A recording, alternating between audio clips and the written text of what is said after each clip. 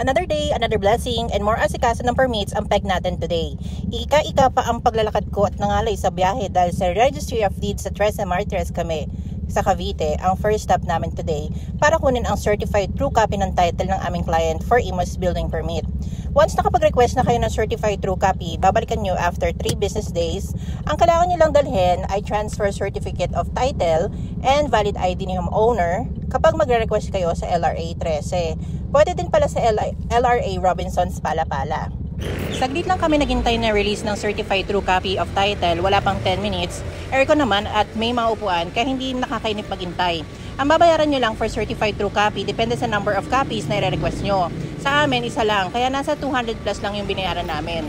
Sa Registry of Deeds sa Tres Martires din pala kayo pupunta kapag may nabili kayo na property at ipapalipat nyo sa pangalan nyo ang title.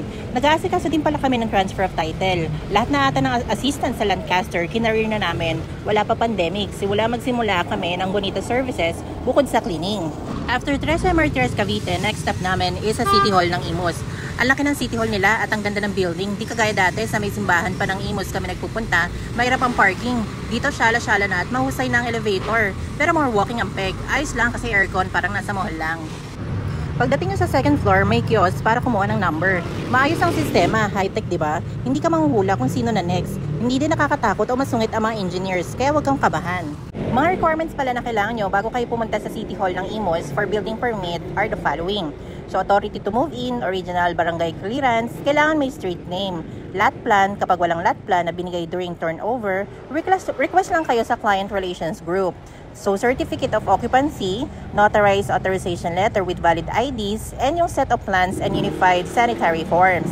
Makakadalawa hanggang 3 balik kayo sa City Hall kapag hindi kompleto ang requirements. Hindi pa kasama yung pagbabay ng zoning and BFP or fire clearance sa pagbabalik-balik nyo sa City Hall kapag nag-aasikaso ng permits.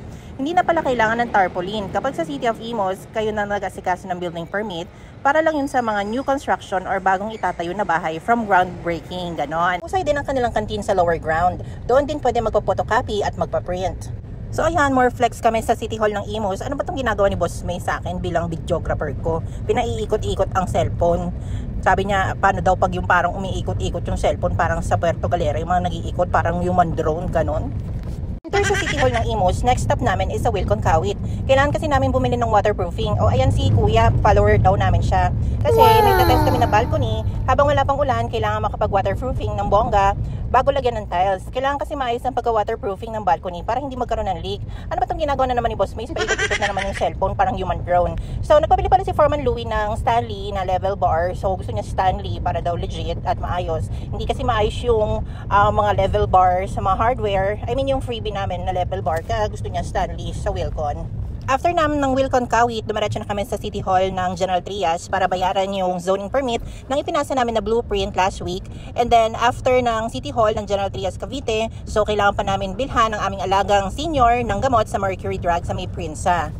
Ihahatid na namin ang binili naming gamot sa aming alagang senior sa GL3 sa Lancaster. So, happy na naman si Mother, meron na naman siyang gamot.